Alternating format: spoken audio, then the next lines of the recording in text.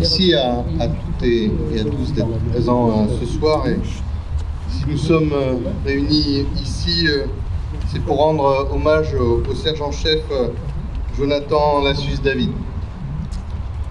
Vous le savez, il est décédé en luttant contre le terrible incendie survenu dans le parking de la résidence du Square Anatole France.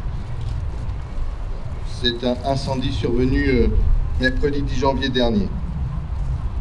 Il est décédé en faisant son devoir, celui de protéger les habitants de la résidence contre le feu et les fumées toxiques qui s'en dégageaient. Je veux ici, et d'une manière très solennelle, le remercier pour son engagement et sa détermination. Je veux louer son professionnalisme.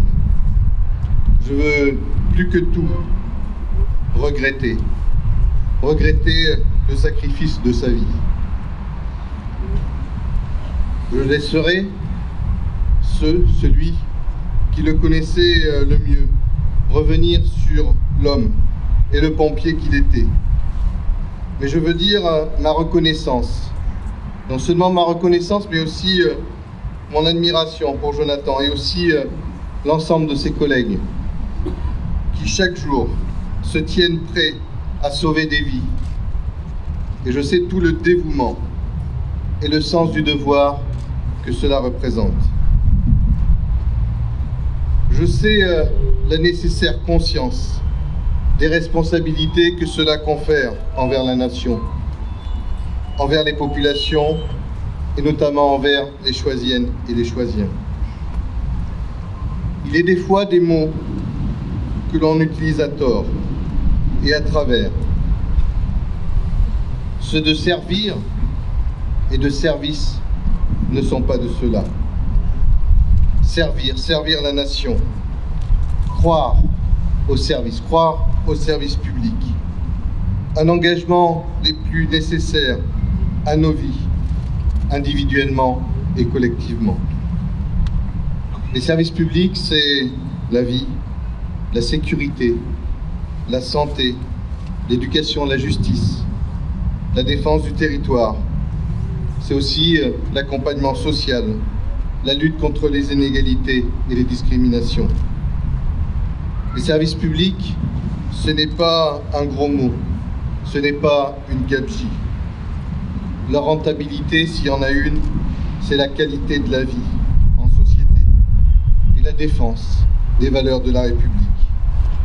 Et le corps des sapeurs-pompiers de Paris en est une parfaite illustration. Alors permettez-moi aussi de m'adresser à la famille et à sa compagne, Émilie Rodriguez.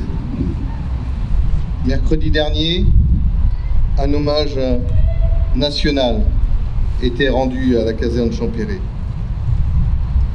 Et comme tous les officiels, à la suite des uns et des autres, je me suis approché de la famille.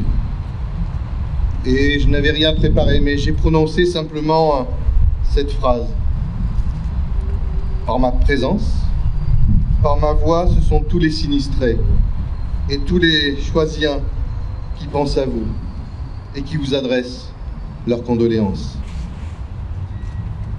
En effet, oui, la ville tout entière est reconnaissante.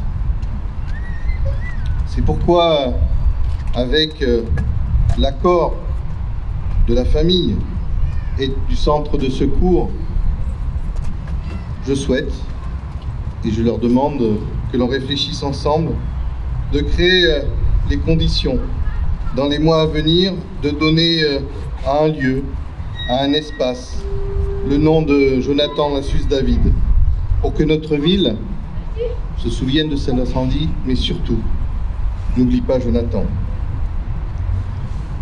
Bien souvent, peut-être trop souvent, nous nous retrouvons ici, en ce lieu, lors d'événements tragiques pour la nation ou tragiques pour la ville. Alors, monsieur l'officier, monsieur le capitaine Gilberto, cher Barthélemy, Monsieur l'adjudant-chef Kermarek, cher Arwan, et tous ceux qui vous accompagnent derrière moi. Je sais que vous vivez des moments douloureux.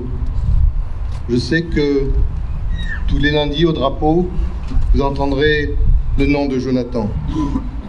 Et je sais aussi qu'avec force, courage et dévouement, vous avez déjà, depuis le 10, effectué de nombreuses sorties de la caserne pour faire votre devoir. Et donc je tiens encore à vous exprimer tout mon respect vis-à-vis de votre engagement. Je le redis au nom de la municipalité, mais aussi au nom des habitants de Choisy-le-Roi. Je renouvelle toutes nos condoléances à sa famille, à ses proches, à ses collègues frères d'armes et à ses amis. Je vous remercie. Je donne la parole à Erwan Kermarek.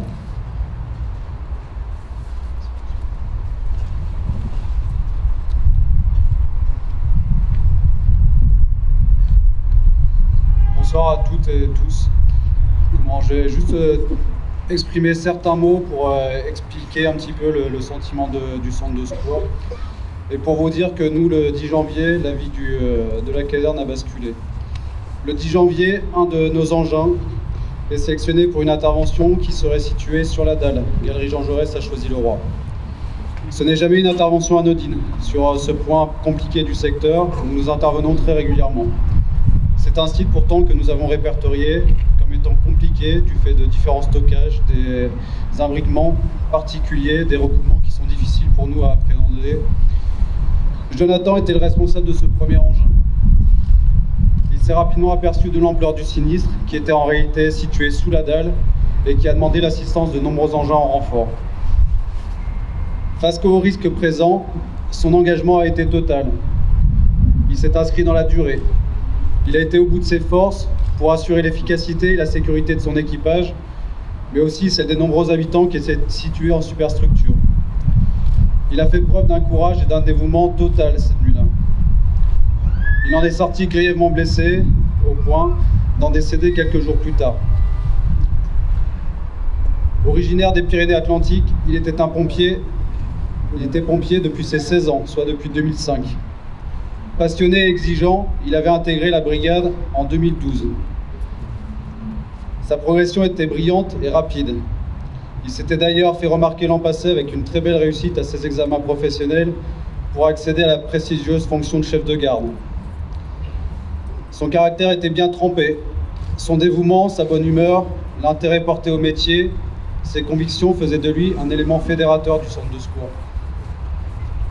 Il y était affecté depuis septembre 2015, date où il avait aménagé sur la commune de Choisy-le-Roi avec sa compagne, Émilie, qu'il avait fait venir d'Oloron-Sainte-Marie, dans les Pyrénées-Atlantiques. Il y a maintenant près de 2 ans, ils ont une petite fille, Anaïs, qui les comblait de bonheur.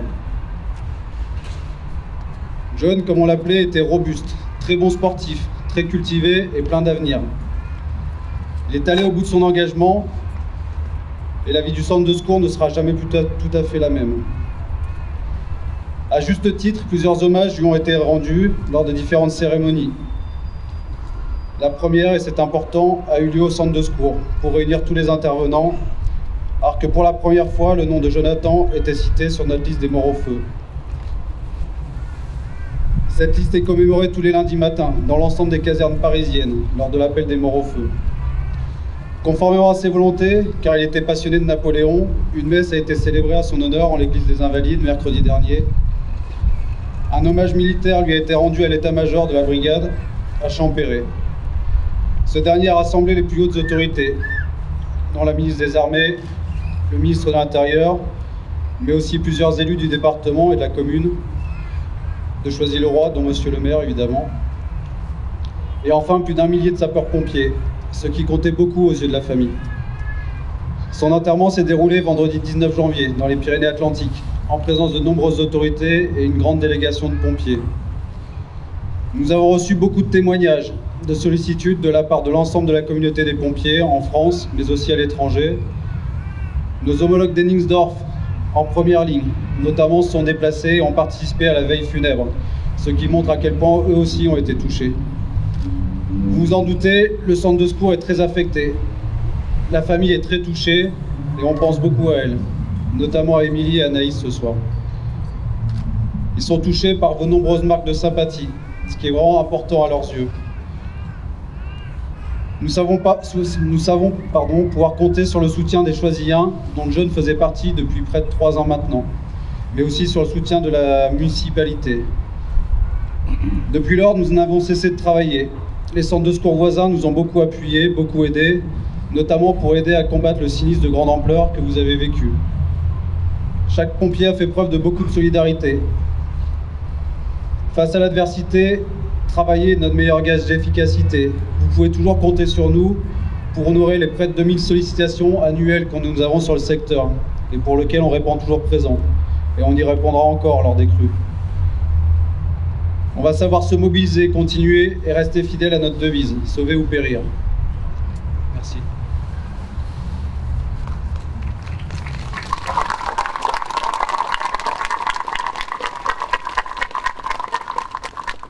Alors, mesdames, messieurs, je vais vous demander, pour honorer la mémoire de ceux qui ne sont plus là, pour honorer aussi l'action quotidienne des soldats du feu, non pas de créer les conditions d'une minute de silence, mais des applaudissements. Faisons des applaudissements signe de notre reconnaissance.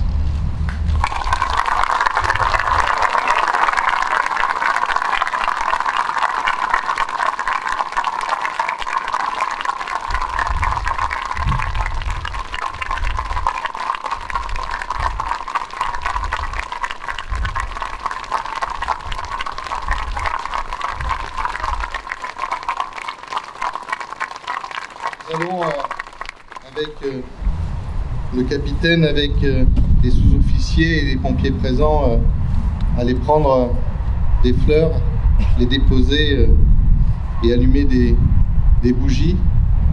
Et ceux qui le souhaiteront pourront le faire après nous. Merci.